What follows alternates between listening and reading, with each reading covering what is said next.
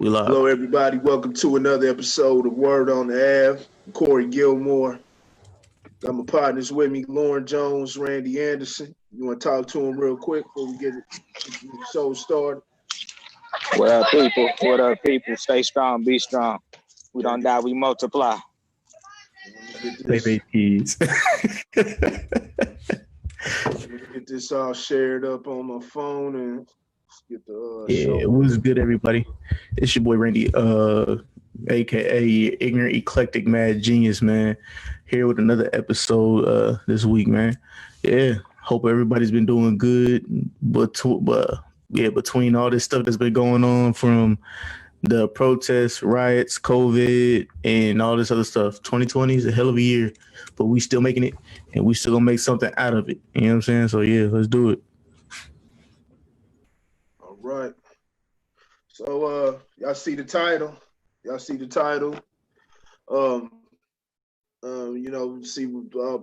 Everything that happened with George Floyd, and then the protests and everything, and all the the bringing the military, National Guard. You see him, shooting rubber bullets at the protesters. You know what I'm saying? And tear gas, the whole nine. Police got a history, man. Police got a history of, corrupt ones within the fraternal order. So y'all see the question, and it's been posed. It's been posed this week. Over the past week. Should we defund the police? You see, there's a hashtag. There's a whole hashtag for it, and the whole movement starting for.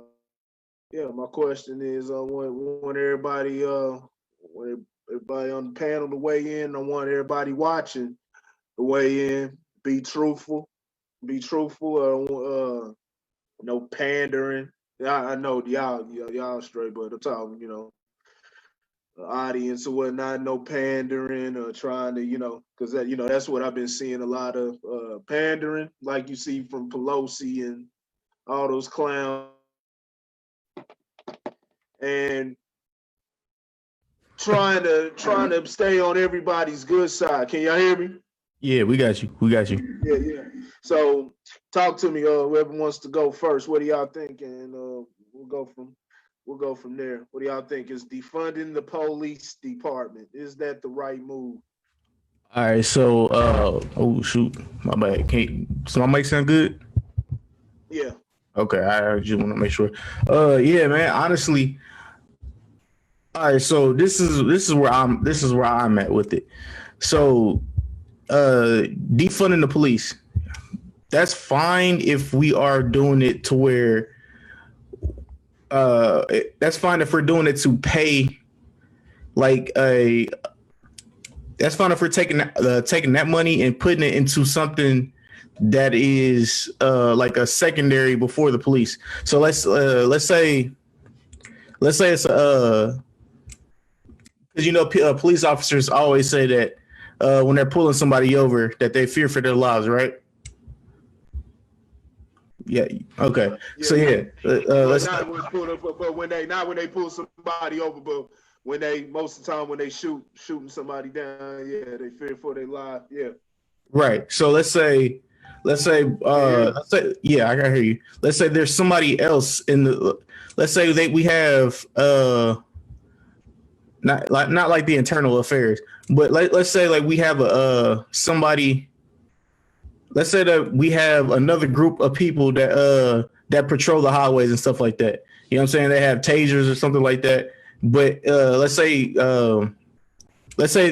we give the money to them. You know what I'm saying? And we give money to people that will protect the neighborhoods and stuff like that, since the cops don't feel like they okay, I'm trying to find a way to word it just right, and it's not working for me. So pretty much what I'm saying is pretty much what I'm saying is, you know how like the Black Panther movement was, where we will protect our own, and stuff like that, right? With our own neighborhoods and stuff like that, we would pretty much how we would protect. They would protect their own. So something like that, like a force like that, like that money goes to them. You know what I'm saying? You get what I'm saying? Where that money would go to them, and if it was to escalate to a higher level, then we would get the cops involved. You know what I'm saying? So that way, the cops, because the cops say that because we say that the cops are not involved with our neighborhoods, but if we have people that are paid, that are in our neighborhoods to patrol and protect our neighborhoods, that's like the first gate, and then the cops are the second gate. If that makes sense to you guys, or am I just crazy? So kind of like a privatized, like a lot of places. Privatized police force, like they do in some countries, they do in some other countries. Right. More of a privatized police force, but and you then, still want to keep the state's force there, though. Right. They are the quote unquote backup, if that makes sense. And also with taking those millions and millions of dollars, because don't get me wrong, it is millions and millions of dollars of funds that is given to the police. Like also make a sector to where like the DNA drug bust and all these other things that cops say that takes up a bunch of their time that they don't like doing. Make sectors for all those things, so that way the cops don't have to worry about it. Those sectors will worry about all those different topics, or not topics, all those different things that the cops don't do, and then they run it to the cops at the end. You know what I'm saying? And then it's convenient because the cops don't have to worry about it. All they have to do is worry about is probably putting in paperwork, and then if they need to be called. If that's making any sense to you guys. I can't really explain it the way I want to, because it sounds a little wild to me right now. I see what you're saying. My computers. Can y'all hear me all right? Yeah, we got you. Can y'all hear me? Yeah, but yeah, that's kind of how I mean. My computer. It sounds like this delayed response. Okay, but yeah, if honestly, I feel if we could do it like that, that would be the best. That would be the best thing I can think of, honestly. You know what I'm saying? Because people are mad because people are talking about getting rid of the police. You know what I'm saying? So Corey's out. But yeah, people are mad because people are getting rid of the cops and stuff like that. So if we keep if we, I guess, reduce some of the stress from the cops, and we put in these other sectors, that should reduce that stress from the cops, and then that'll bring more jobs. Okay, my bad, y'all. That'll bring in more jobs for people. You know what I'm saying? So that's kind of what I'm thinking. But that's a interesting take, man. I never really thought about it from a problem solving solution in that perspective. I mean, the obvious answer is yes, because when people talk about defunding, you're not talking about taking all their funding away. And I think that's where the people that are total support of law enforcement and, giving them the max funding that they can get. Mm-hmm. I think that that's where, people get an attitude, for the lack of better word. You know what I'm saying? Like, how dare you try to defund the police? And it's like, we're not trying to take all their money away. We're just trying to say that they shouldn't be getting as much funding as they're getting. For instance, here's a good example. So the Kansas City Police Department, their current budget is $242 million. $242 million. I'm gonna say it the third time for the people in the back. $242 million. I need some So money. what does that mean? So the average police salary is approximately $55,000. There's about 2,000 police on the 2,000 employees. Let me put it like that: 2,000 employees on the Kansas City Police payroll. 55,000 times 2,000. Now understand that ain't all of them making 55, but if you just do the basic math based off the average, that's $110 million on payroll a year. $110 million on payroll. So you can do the math. 242 minus 110 is $132 million more that they have to spend for a police department that does not have body cams. So, and Mayor Quentin Lucas is he's actually proposing a budget increase in order to get body cams. I'm like, they don't need a budget increase. They can take it out the budget that they already have. That's too much. And so, yeah, I mean, they need to be defunded, and that money could be put into a lot of things, it could be put into a citizens police force or, I mean, it's taxpayers' money, you know what I'm saying? You pay it with taxpayers' money. So, you could take that money and put it back into, urban education, educating the youth, you know what I'm saying, the right way. So, I mean, there's a lot of things that money can be used for, because outside of salaries, of course, you got bills you got to pay, things of that nature.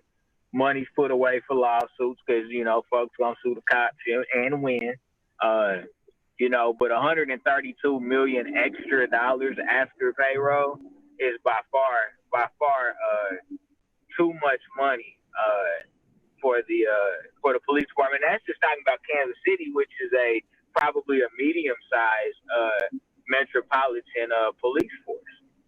Go to a bigger city like New York or something like that, and I'm sure if I had to guess, they're easily crossing $750 million, easy, if not into the billions. So yeah, they definitely all police forces need to be defunded. It needs to be an outside department that looks at those funds and how that money is spent, or if you make it an inside person, like, let's see what you got on the books. What are you spending that money on? Because that's where things can get tricky. Is we need to there needs to be a full accounting of how that money is being spent on a year by year basis, which I would imagine as a taxpayer you probably are privy to most of that. If you just ask for it. I'm sure you could go to a board meeting which is open to the public. A lot of those meetings are open to the public. You can get the information. The information is there. It's a matter of, do we want to do the research to understand how the money is spent? And I think as tax-paying citizens, we have a right and an obligation to understand that. And so defunding is a no-brainer to me. Again, that's not taking all their funding away. That's not what we're saying. We are simply, or that's not what I am saying. What I am simply saying is that the budget needs to be reviewed, and I would say, I'd go out on a limb and say at least you could at least reallocate $50 million of the excess after salaries. You could at least take $50 million out of that budget, and the police should still be able to function as a department that's job is to serve, protect the community. Yeah, I definitely do agree. Okay, so what is your thoughts on this? So, all right, let's say we not get rid of it, but we make it harder because honestly, you only need 6 months of training to become a police officer. I don't know if everybody knows that, but you only need 6 months of training to become a police officer. You know what I'm saying? What if we were make it to, because all right, so pretty much I got this like thought process from a ex he was, I think it was Marine, military, one of the two.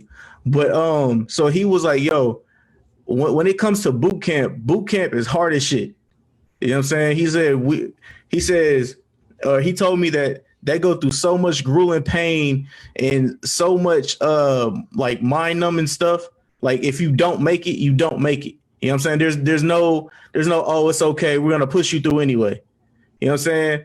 He was like, yo, if the police force does that, was to do the same thing, you know what I'm saying? Like 6 months, he's like, he told me, he's like 6 months is not enough. If you put him in for a year or a year and a half, then you might be able to. Then he would respect it more. But 6 months, he doesn't respect. So, what are you looking for? What are you looking for? What are you looking for to change, to be different? What are you looking for to change within that officer from the difference of a 6 month training to a year and a half training? What attributes within, for the model police officer? What are you looking for? All right, so pretty much the model, I'm not even gonna say model police officer, but a better police officer all right, so we understand that they say that they feel like their lives are in danger every day, right? So we understand that. But if you're pulling a gun, if you're not mentally ready to be in that well, what's the word I'm looking for? To be in a field like that, you know what I'm saying? If you're already scared, as soon as you step out of the door, or as soon as you step out into out of your squad car and everything else, you're not ready. Well, you signed up for it, but you feel like you're not getting paid enough. That's what I'm trying to say. Let me ask you this. Oh, what's up? Let me ask, what would that change if there's a what would that change if there's actual law that would actually benefit them and back them up to give them for them to be able to have that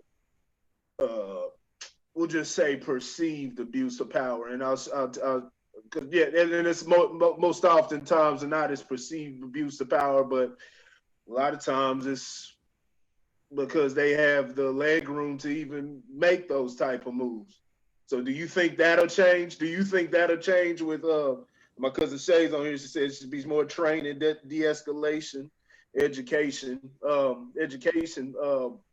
Would that change? Would that even change anything? Would that change anything? Because understand that power itself corrupts. Yeah, I understand. I definitely understand that. And honestly, yeah, man. Because all right, so let's say they're spending a year and some change in training, a year some training and training before they go out on the beat and all this other stuff, right? Before you become a police officer, you have to do a year in training. I would understand more if you get paid more, because I know that's what a lot of cops are talking about. They're talking about that they want to get paid more, and because they feel like their lives on the line.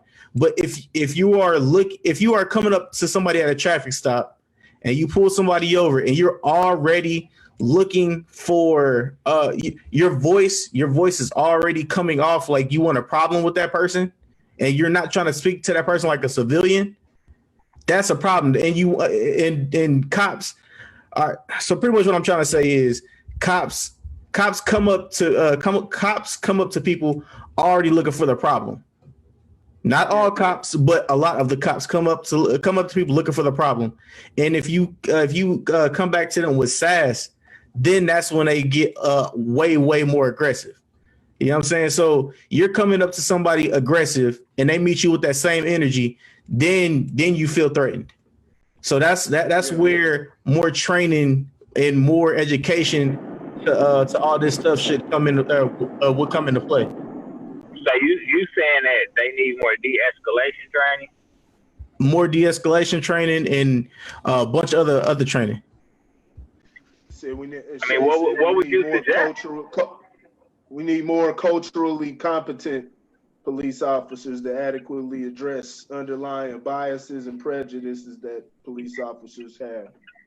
Okay. I would agree with that, but you say culturally competent? Yeah. Okay. Yeah. That does play a role, but it's hard to tell where stuff begins and ends because, and like I said, I don't have the correct answer, and maybe people could weigh in on this, but that's a lot of times that's not what we want to do. You know what I'm saying? You hear the cop, you know what I'm saying? Like, oh, you's a cop, you know what I'm saying? So it's hard to tell, are there, you know what I'm saying, people who can be able to talk to, you know what I'm saying, the young kids or whatnot, you know what I'm saying, talking about black, you know what I'm saying, would they be able to communicate with them the proper way? There are some cops, you know what I'm saying, and I know a couple cops who will literally talk to you, you know what I'm saying, like they're not trying to demean you when they talk to you. They're talking to you like you're a person. Let me say this, but again, I was trying to freeze it up what I was saying. The ones that'll be able to do that, is there a shortage? Are there black cops or cops that come from those neighborhoods? Is there enough? Is that the issue?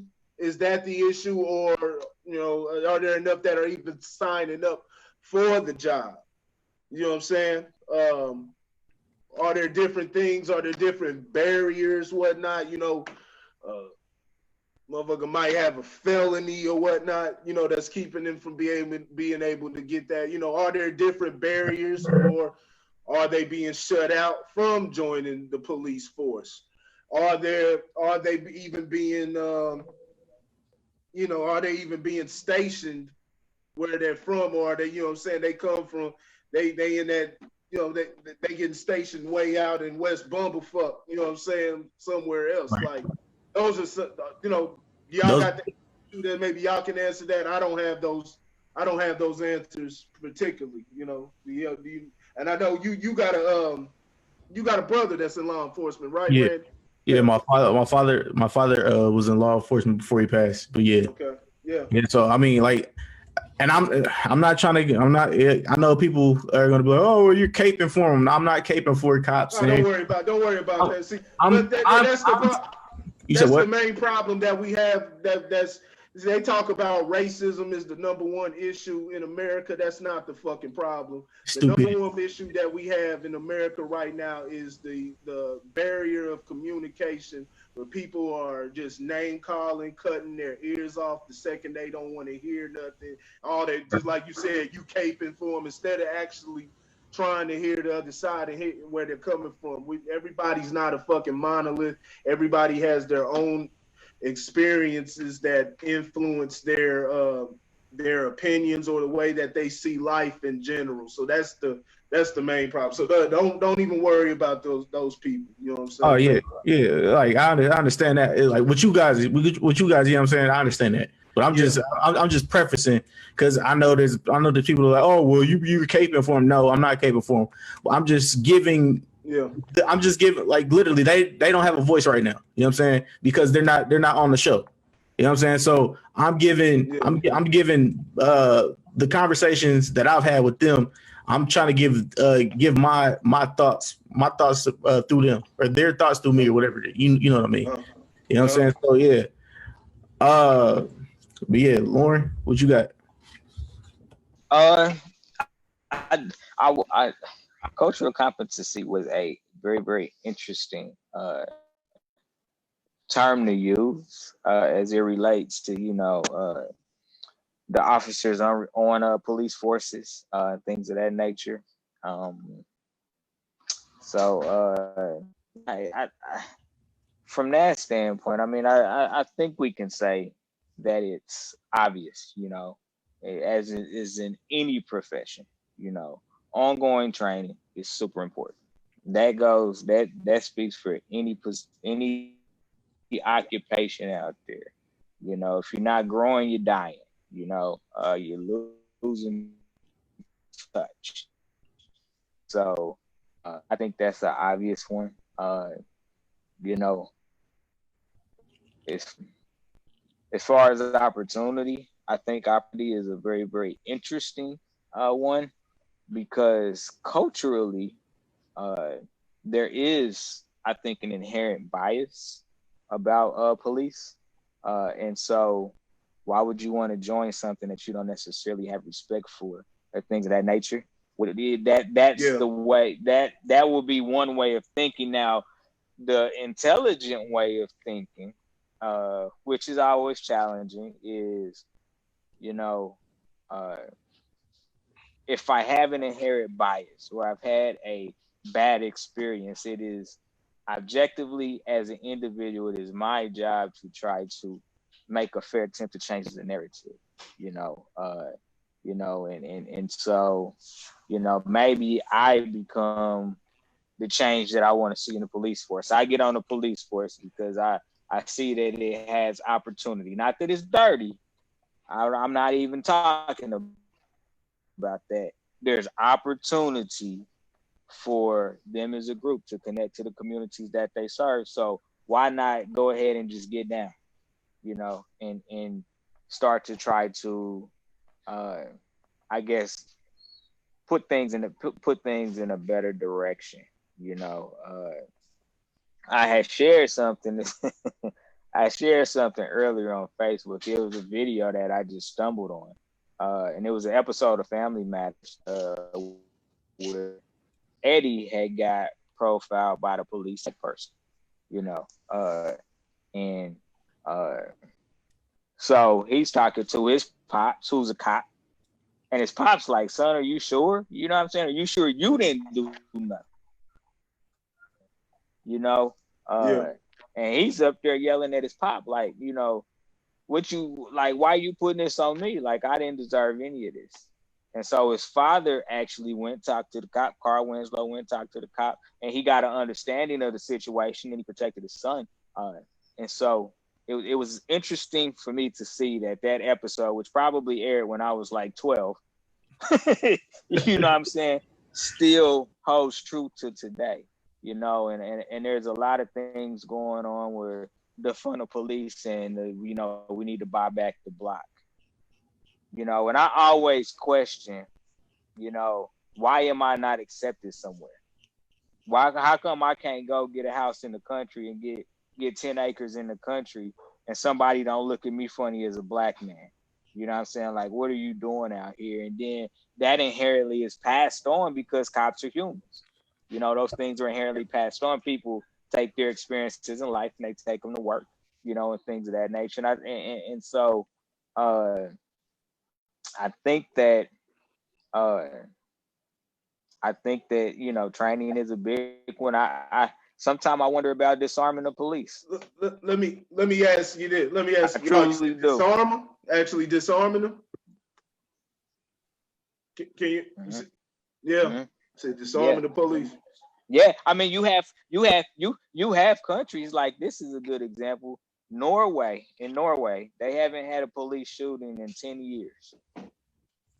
They haven't had a police shooting in 10 years. Their cops don't carry guns. Mm-hmm. Now, statistically in America, understand this, and this is probably hard for us to believe because, violence and death is put in front of us 24/7, but crime is actually down in America. Crime is actually down in America. I gotta look at Norway's policies. I gotta look at different, and that's something I haven't looked up. Different policies. Absolutely. Because like I said, you can say that like Australia, they say there hasn't been. I know like a couple years ago, last time I saw, they said there hasn't been any mass shootings and different things like that. But also, we don't know their policies, and we don't know their different policies or reporting if they even take advantage of this what type of system that they got going on? Is it beneficial? Is it beneficial for independence within that state? Is it more a? Let me ask you: is it more of a? Is it more of a? Let me address this question. Angela Morning Together says, if officers spend more time in the community with the police, maybe they wouldn't be scared. That's having the understanding. A lot of that comes into having the people that come from that community also. But a lot of times that may not even be the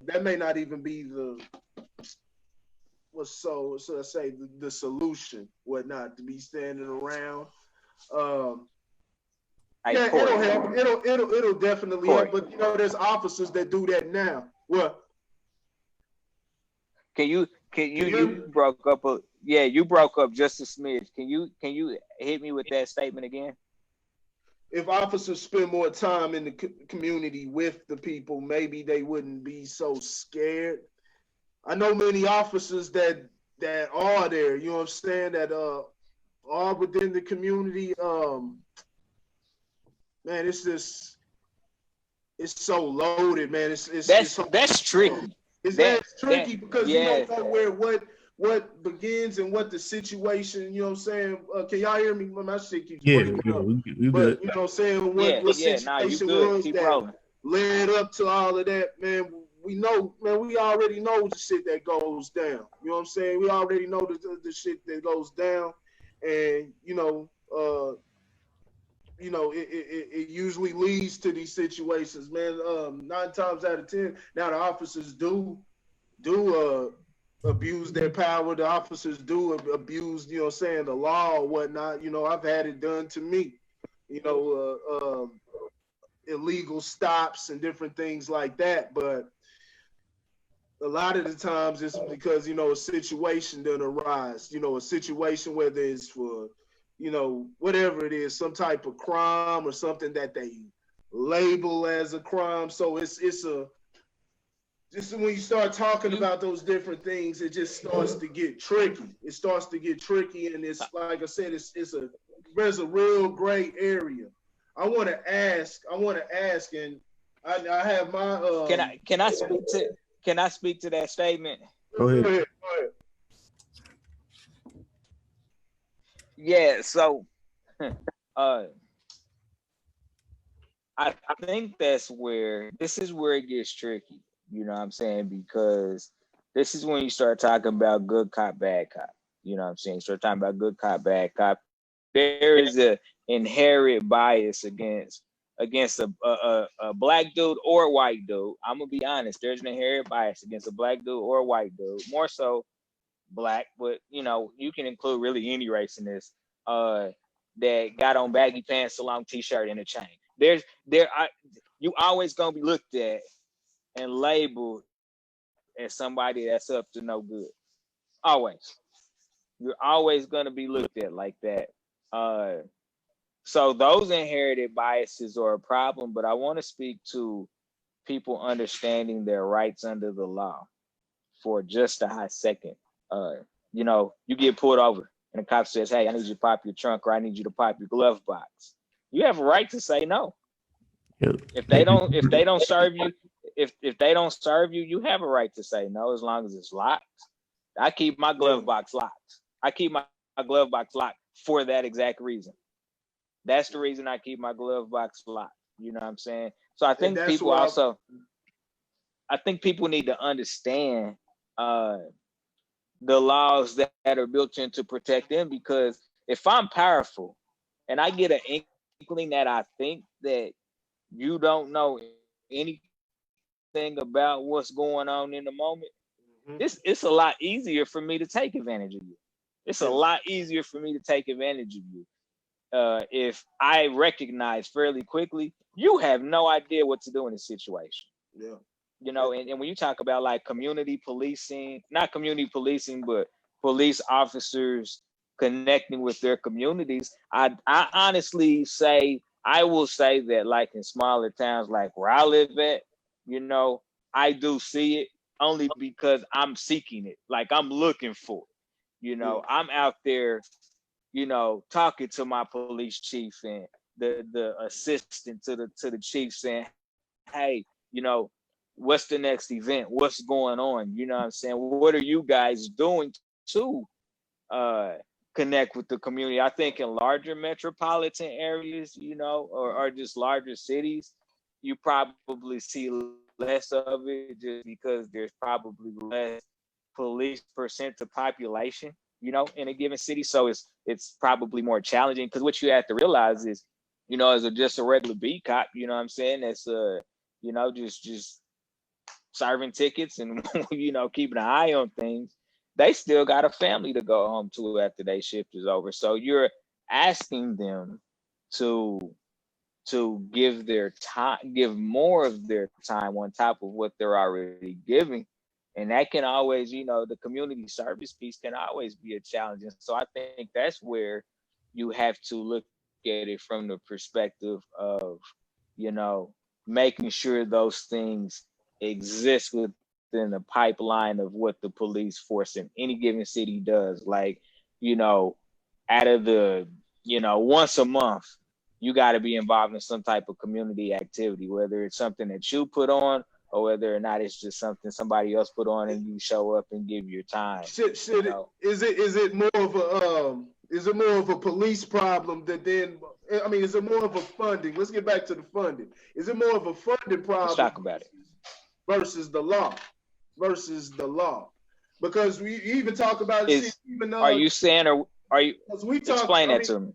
Is it more of a funding, more as there's too much, the police force is too much, there's too many police around policing, because it'll cut down the members on the force if you defund it.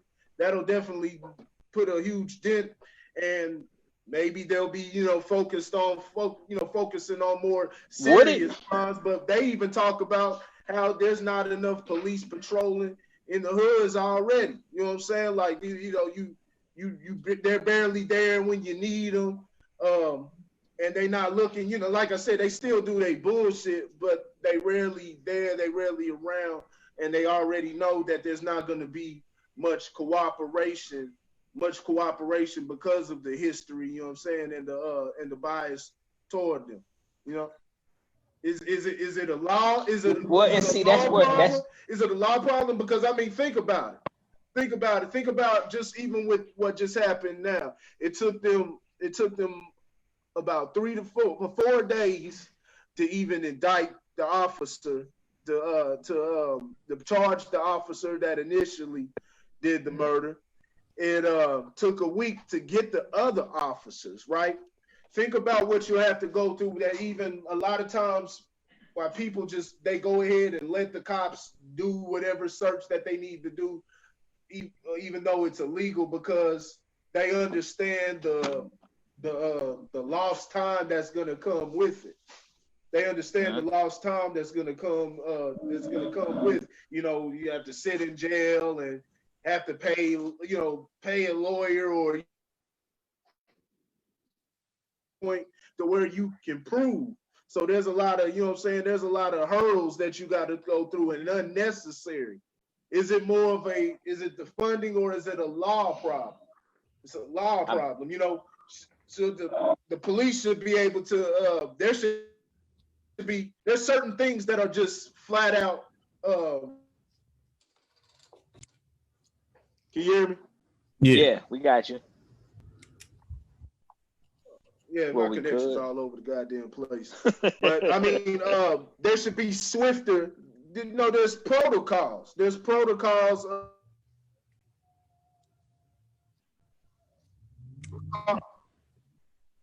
Uh-oh. Can you hear me? Yeah. God damn. Yeah, you breaking up. I hear the police right now. Can you hear me? Yeah, I can hear you. I hear the police right now. What the fuck's going on? I can't hear him now. I can't hear him now. All right. So what he was Well, I think a lot of what he's saying is that the problem is not in the Hey, funding. The problem is in the laws that can you hear me? protect the police officers. Yeah, there you go. Go ahead.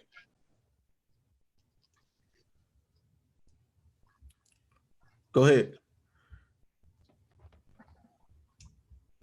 Lauren. I Continue. Hey, mean, can you hear me you now? don't Yeah, stop this shit is me all if I fucked can hear up. you. Okay, man. Yeah, this shit's ridiculous. It pissing me off. So no, it's I won't even ask the question. It's the law. The law is the main problem. The law is the main thing that we haven't got solved.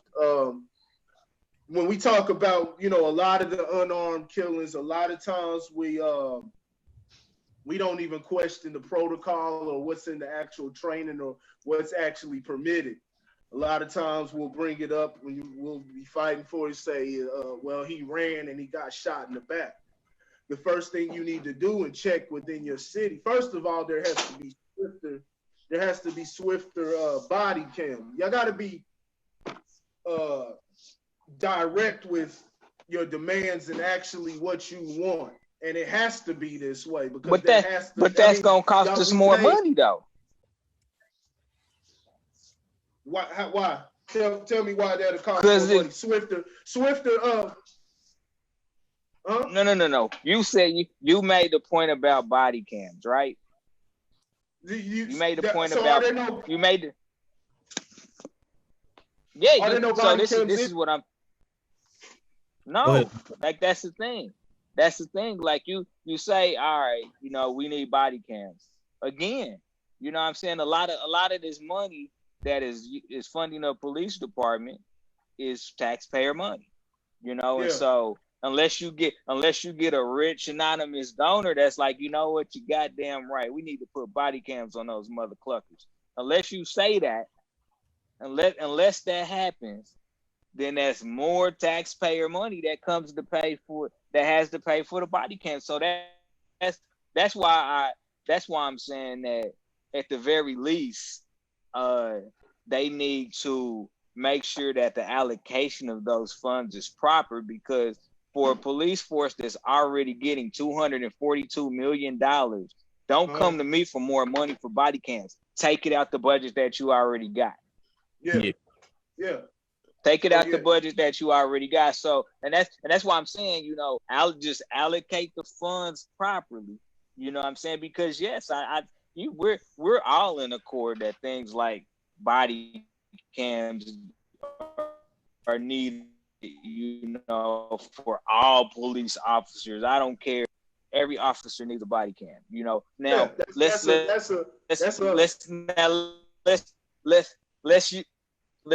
do what you said. For example, said the laws are made to protect the police so that they aren't treated like citizens under the law of the land. Again, taking some of that funding from the police and putting it into education.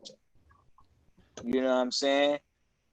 Or maybe you paying lawyers to start going after these laws. You know what I'm saying? That protect the cops, because when you have a internal affairs department that does the investigation, that's the police,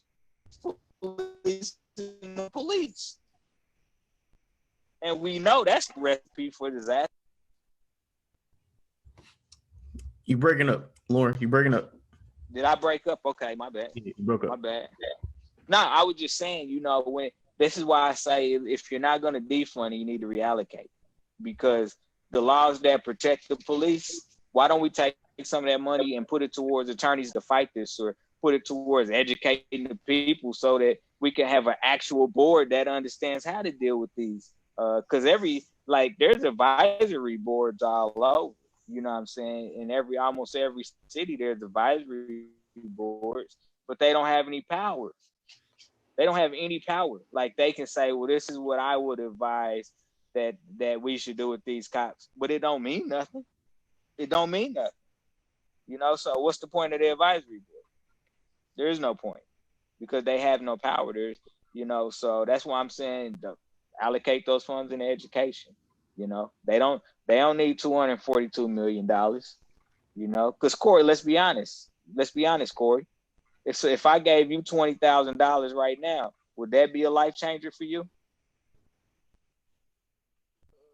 Life changer? Nah, it wouldn't be no life changer. It'll help.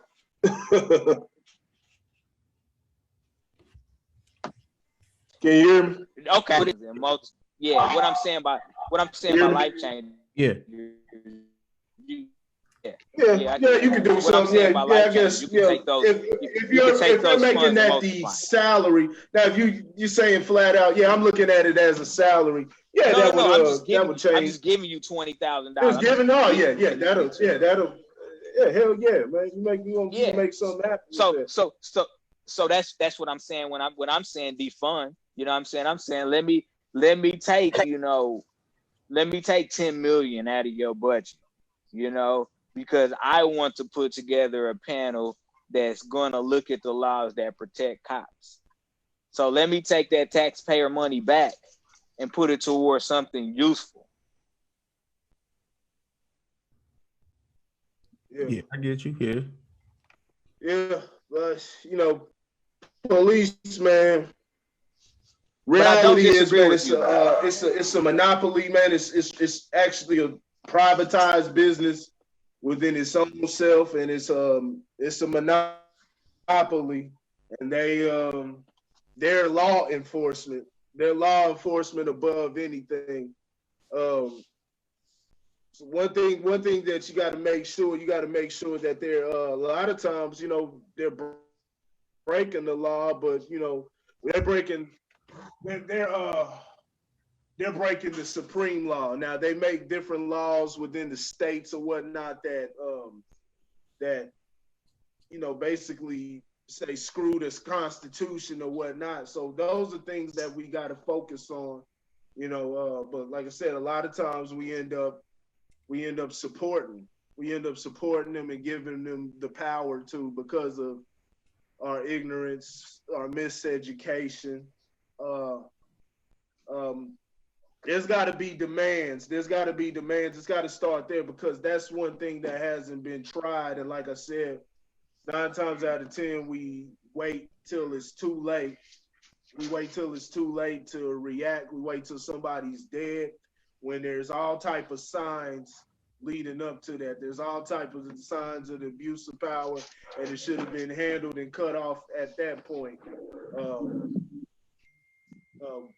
Said like every state, it should come down to the state, because constitutionally you can't make a federal mandate like that, but the people within the state should be demanding that. So if there hasn't been that, I thought, I ain't been in Kansas City in it's been about five and a half years now, man. I've moved down here to Dallas. I mean, that's something that should have been taken care of and demanded by the people. That should have been demanded a long time ago. If that hasn't been taken care of in Kansas City, so that's part of the problem right there. That's part of the problem.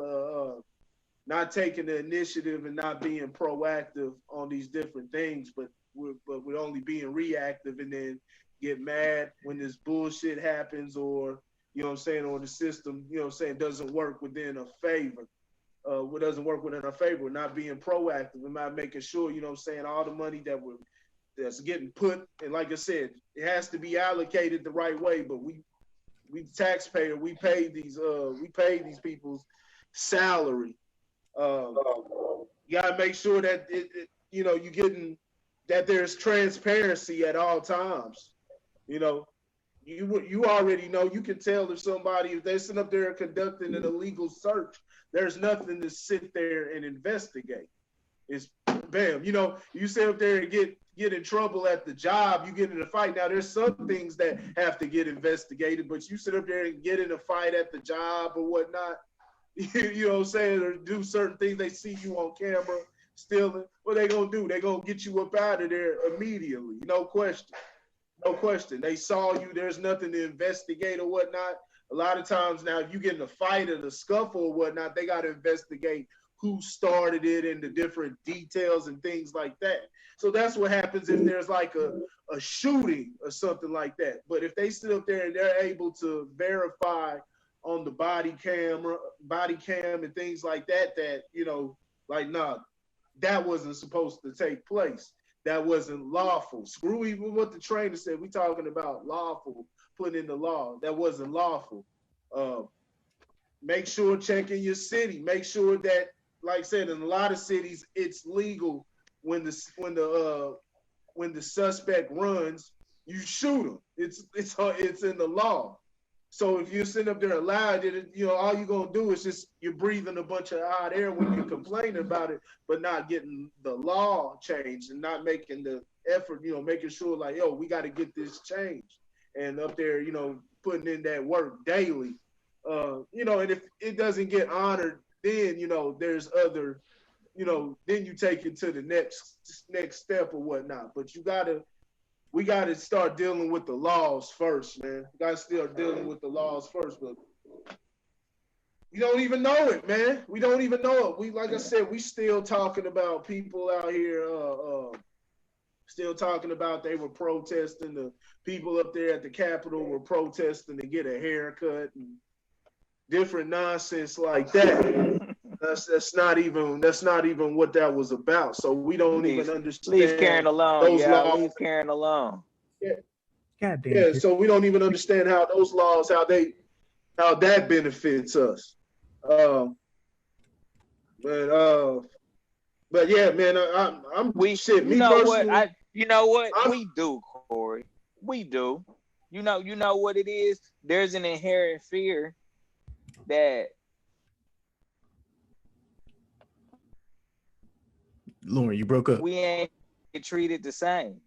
So we're just afraid to do it. I think some of us know we're just, but they'll put us down. Yeah. That's true. I broke up. No, you good. You good now. You good now. You said who will put us down? Who will put you down?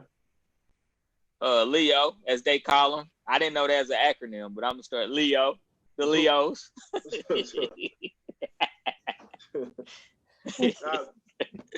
Yeah, that's just, you know, people and can't,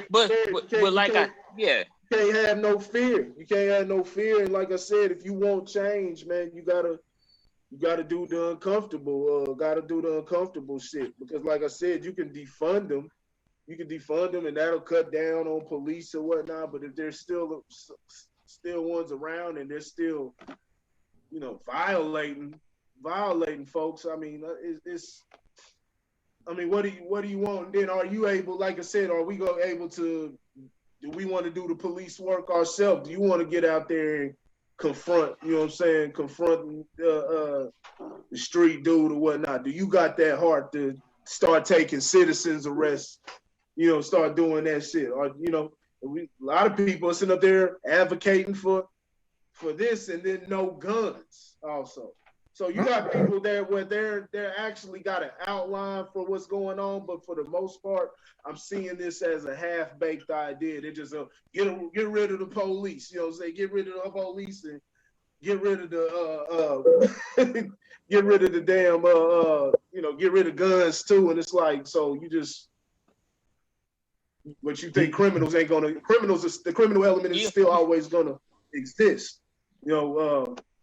Man, it's, you know.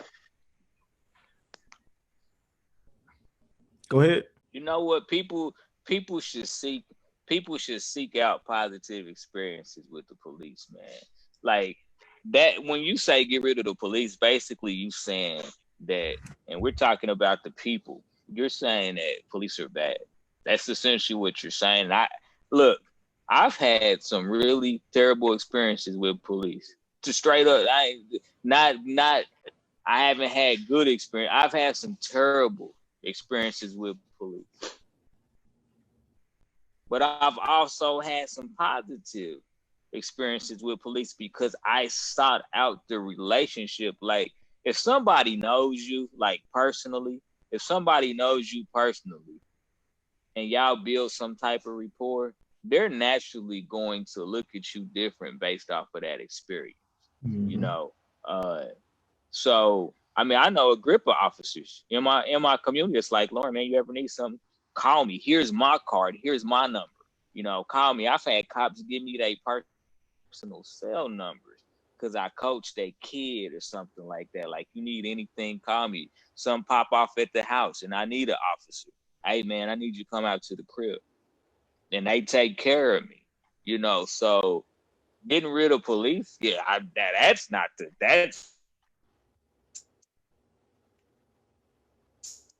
certainly not the way to go. We need to hold them accountable to do their job. System eradication, yes, we can talk about, and that goes back to the law. System eradication, yes, but we don't need to eradicate police. You know what I'm saying? We need to be able to police the police the right way, and that's the problem. We can't police the right way because police are policing the police. Well, there may come a point to where you got to get them out the way because, like I said, there's talks, you know what I'm saying, and there's demands. Matter of fact, not just talks. There's demands from the citizens, but like I said, citizens half the time don't even know what they want, and they end up, like I said, bringing a lot of things upon themselves because, like I said, they don't understand their laws. They don't understand the different workings, why people make different moves. And man, it's a whole confusing thing, man. Miseducation, man, is the number one thing in America, man. Miseducation.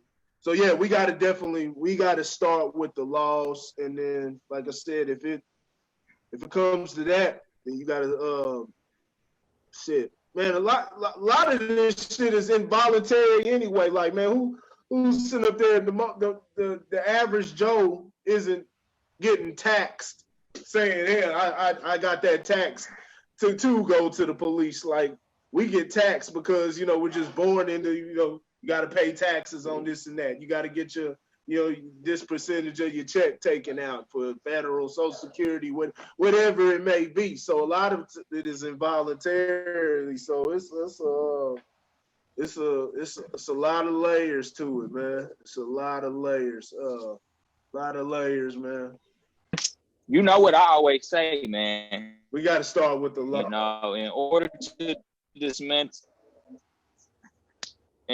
to dismantle a system, it's got to be tactical. You know what I'm saying? You got to have different people doing different things, in order to take down a system.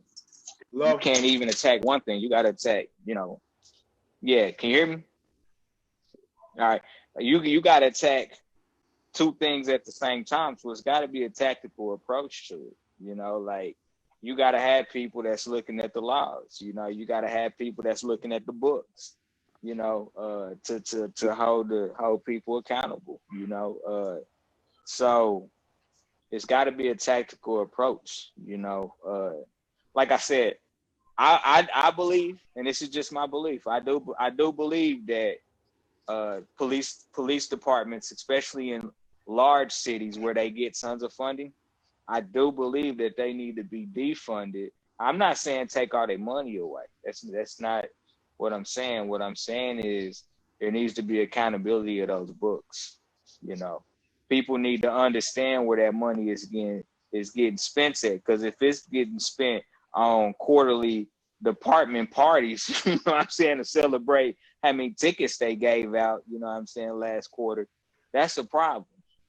That's a problem. But if the money's allocated and used effectively, then yeah, I don't have a problem with it. But I think it's fair. I think it would be fair for us to say that they probably are getting too much funding. How much? Again, that's I don't know. And I think it's important for, like I said, people to demand, hey, where's this money going?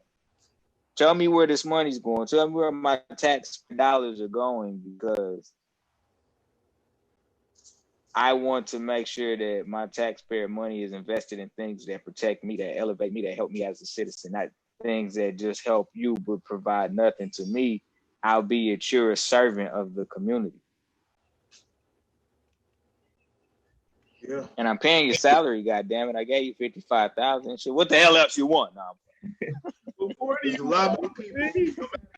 How many? You know what I'm saying? There's in every city. There's I forgot how many police departments. I think it's like somewhere around 18,000 police departments in America.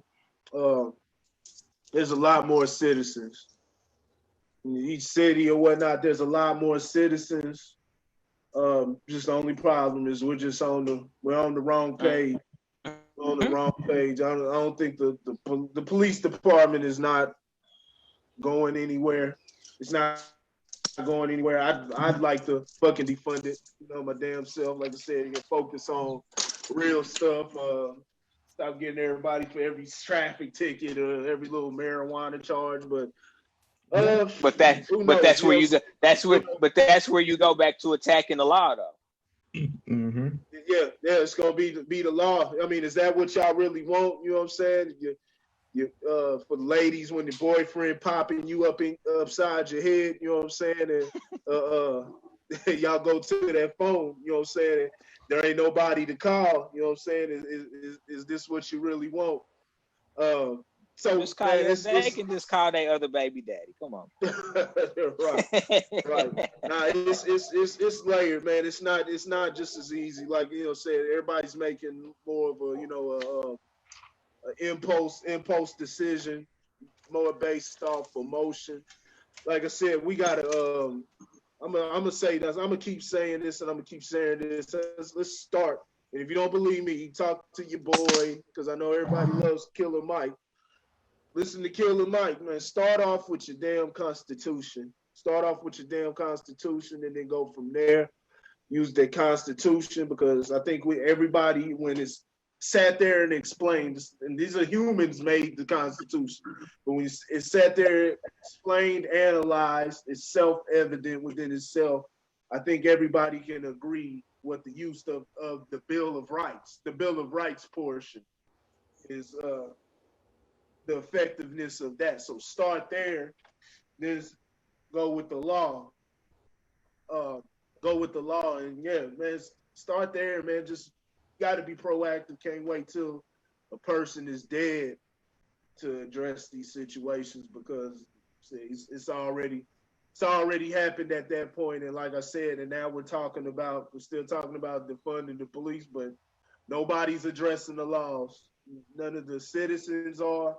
You already know your damn politicians that y'all gonna be going out and voting for in November. Ain't none of them talking about it. They sitting around bending down, the kente cloth. Trump, Wakanda forever. Kente cloths. Trump's out there shooting everybody with rubber bullets, taking pictures in front of the church, and it's just a bunch of with the Bible upside down. It's a huge clown show. There's just been so much confusion, man. So much confusion, man. It's not going the way people think it's going. Everything that's happening, it's not going the way people think it's going. A lot of people think you're getting some change, but you're getting change in little small places, but they're superficial in the overall scheme, man. You know what? Yeah. One of the issues is when we get effective change, when we get something, we stop. Yeah. We stop. We like, oh man, we got this little victory over here. We doing something. Nah, man, that's just a stepping stone. You know what I'm saying? No pun intended, but don't take your knee off their neck. Yeah. Don't take your knee off their neck. Keep your foot on the gas pedal. Once you get one, go get another one, because I guarantee you, man, there's a lot of laws that need to be reviewed, and so you just got to start knocking them down, man. Like bowling pins, you got to knock them down one at a time, man. It's a process, I continue to say, stop looking towards celebrities for the answer. Hey, Pat Mahomes, man, shout out. thank you for saying what you said. But Pat Mahomes ain't gonna fix this, y'all. Pat Mahomes is doing his job by using his voice as a celebrity and as a man of color. You know what I'm saying? But Pat Mahomes, he got football practice tomorrow. Mm-hmm. So Pat Mahomes ain't got all day to be opening up these law books. We gotta crack these law books open. Yeah. You know, you depending on celebrities to save your life. Quit depending on somebody to save your life. Save your own damn life. Yeah. And why you somebody else try to help they shit? You know what I'm saying? I just posted that. Stop depending on celebrities because celebrities aren't gonna take you there. Their job is to use their voice on their platforms to continue the discussion, to keep it open, but they're not going to. 9 times out of 10, they're not gonna be the ones to do nothing until they retire and they got free time. They don't know that they don't know enough to even do. They don't know enough to do something. The people. I think some of them. I think some of them do. I think some of them do. Who? Name one. Richard Sherman. I gotta see what Richard Sherman's take on everything is. I haven't heard what he said. I haven't heard anything. I haven't heard anything like they're not like I said. Ain't none of them. Ryan Clark been going in. Now he not playing no more. Like I said, he now has. But are they bringing up that? Are they talking? Besides the point. But are they keeping it to your constitutional rights? Are they keeping it to that? And not just that, just morality, yes. Morality in general, and your constitutional rights. That's all that needs. He's the only one I've seen. Okay. He's the only one I've seen. But like I said, it's because he's retired. He's got time. He's got time to do it now. You know what I'm saying? We have to elect people into office that support our best interests. People don't understand. People don't even understand how to vet out candidates. Yeah, like that's an education in itself. Mm-hmm. And if you vet them out, and this is the person you voted in, and they do a shitty job, get their ass out of there next time. Yeah, you know, out here where I'm at, and I'm not saying this as a knock, but out here where I'm at, most of the time the city councilmen, they run unopposed. They the only ones on the ballot year over year after year. Nobody has looked into understand that there's no term limits, so they can just keep running and keep winning until somebody steps up. Well, there should always be an opponent, no matter how small the election is. You know, no matter how small the job is, there should always be an opponent. Somebody willing to say, "Wait a minute, hold up." Especially if it's somebody that's held office for years over years. They sitting there getting stale. And it's not a knock against them. Again, it's not a knock, because if we aren't going to vet them out, if we aren't going to say, hey, we need to find somebody to run against them, I mean, what can you really say? You can't say nothing when they do a shitty job and you sitting in the back complaining about what they doing, but to their face, you're like, oh man, it's nice to meet you. How's your family doing? Nah, let's sit down, let's talk. Yeah. I buy you lunch. To complain, to lodge my complaint, I'll buy you lunch. Cause that's how serious I am about it. So let me stop, man. Let me stop and go sit it. Let me go sit in the corner, man. Time out, Lauren. If they're not supporting that Constitution, man, stay away from them. That's simple. That's the way you vet that's where you start with every single candidate. If they not supporting that, listen to the oath. Yeah. If you listen to the oath, they all swear to the Constitution. Mm-hmm. Yep. Am I lying, Corey? Yep. Every oath, the number one thing that they have to subscribe to is the Constitution. Number one. Before their own city, you have to swear an oath to the Constitution of the United States of America. Mm-hmm. People just ignore that. Like it's just a lot of this, all this. That's why a lot of the extra conversation that we have, it's kind of hard to even have, because you're dealing with just a nation of people that won't even acknowledge that, or don't even have that, or that haven't been taught, have been miseducated, and they miss that. They have that. It's an oversight on that part, man. I mean, it's that simple. And we'll sit up there and just keep having these back and forths, and Trump this and Biden that, and Pelosi and yay them, and they're our friend and we hate them, and we won't even hold them to these basic. It's so easy, man. Like there's not a lot to expound. They take an oath to that, and they right in front of your faces, they break that, and you fools sit there and give these people your vote. And then we start having all these conversations. I'm just sitting there thinking about, defunding the police, and we trying to get into all these little intricacies about the, how the money will get allocated, and this and that, and what was the police thinking, and where they born, and their rapport with the citizens, and all this and that. And like I said, and we missed the easy. We can't even get the easy shit down. So there shouldn't even be, everything else just goes out the window, because all it'll do, all they have to do is now just show themselves in a nice light while they throwing your ass in jail, violating your damn rights.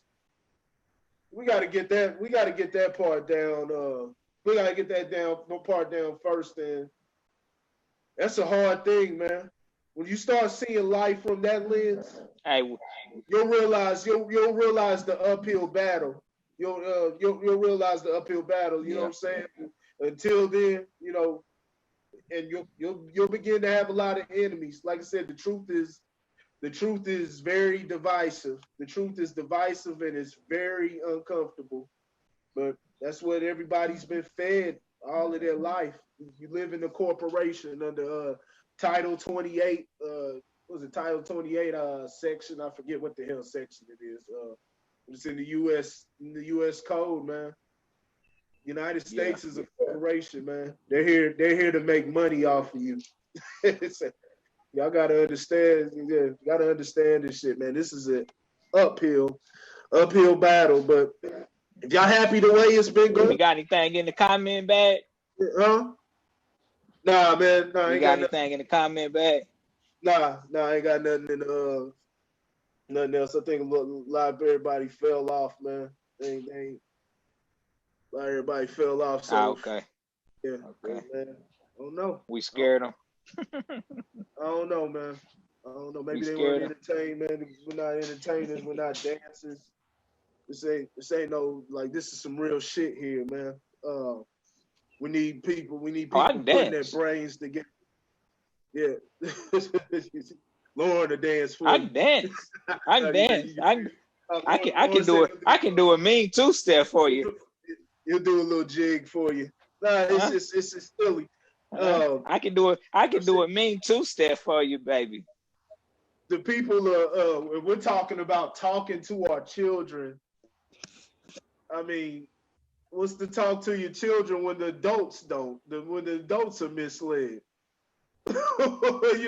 We trying to talk to the children when the adults are misled. So, we trying to reach the children, but we also want to get the adults, educate the adults, and so they can be able to convey the correct message to their child, because all they're going to do is keep the ball rolling, and keep the ball rolling. This is just, it's sad. It's sad watching this. 3 years ago, I would have, it's insanity. It's insanity. Yeah, 3 years ago, it probably would have been different. I probably would have been right there in the circus with everybody else, and but like I said, I don't stop learning. I don't put a cap on what I learn. I learn till the day I die. And even if I have the opportunity to learn past that, I'll still keep going. That's interesting. I don't know how you learn when you're dead, but hey, man, he must believe in afterlife. He must believe in afterlife. Yeah, what else you got? Randy, what you got, man? You over here laughing at us because we getting loud and shit. I'm laughing at y'all. I just seen something on Twitter, and I'm like, whoa. I don't even go on Twitter's a bunch. Okay. Twitter's a whole I, cesspool. Yeah, Twitter's a cesspool. yeah. What D-Ray? What D-Ray Davis say now? Uh, Yeah. Yeah. What you got? You got anything, Randy? Nah, man. Nah, yo, I just got messed up. If this article is real, I'm gonna read this article. But if this article is real, I'm gonna be happy. But no, yeah, I don't have really anything too much no more. No, All right, I man. We'll close it out. I thought you was gonna expound on the article, man. So take us home, Randy. Take us home. Well, okay. The article I posted to my Facebook, so it's about cryptocurrency. So yeah, if you get time to go ahead and check that out, man. But yeah, with all that being said, this is another episode of the Word on the Half podcast with your host Corey Gilmore, Lauren Jones, and your ignorant, eclectic, mad genius, Randy Anderson, man. Before we bounce out of here, what we need you guys to do is in the links it should be the link in the description below. Man, check out the make sure to check out the YouTube page, Three Pyramids Network. Also, like, subscribe, tell a friend to tell a friend. Share this, you know what I'm saying? Tell your people about this, the Facebook page, the YouTube page, man. If you have anything, let us know. If you have something that you want us to talk about, just go ahead and DM the Facebook page. Or you could, if you know any one of us personally, you can ask us, you know what I'm saying? But yeah, with all that being said, man. Oh, Lauren, did you have anything that you wanted to say? Or did you have anything you wanted to push real quick? Because I know Lojo speaks. It's in the hush. Y'all just get ready, man. I look, man. I ain't telling no secrets. Y'all just stay tuned for July. That's all I'm gonna say. Stay tuned for July. Lojo speaks. Stay tuned. You know what I'm saying? The Fatherhood podcast is coming, so stay tuned in July. That's all I'm gonna say. Stay tuned in July, man. And also, man, Grit Sports Media, Corey Gilmore. What we giving them for Grit Sports Media? Let us know. Man, that's on the back burner right now. You know, we'll get some stuff going, man. My main focus right now is you know, there'll always be time for the fun and games and sports and all that. We got stuff going with that'll build up, but man, my main focus is on the American citizen mind right now. Trying to take care of y'all, man. Trying to free you, man. Trying to free the mind, man. Trying to free the mind because it's disheartening. It's really disheartening. I'm really sad about it, man. I'm really sad. I'm not happy with what I see. Like I said, I know most people they just can't help it. It's really not. I'm not even gonna say it's their fault, but we got some work to do, man. We got some work to do, and work is about to be done, man. You know, even more than what you see, man. We gonna put it down, man. So, hey, build for it, man. Build for it. Yeah, it's the path least taken. It's the path least taken, man. Just come together, y'all. Got to talk, stay in contact, ask questions. Stay off your goddamn knee if you don't mean it. Yeah, it's all just a bunch of all the posturing. I ain't got a problem with it. Peaceful. With protest, the sign of sign of unity. But at the end of the day, it's just a sign. We got to put some action. Got to put some action forth. So, man, I ain't got nothing else, man. I ain't got nothing else. Well, that being said, we love you guys. See you guys next week, man. Peace.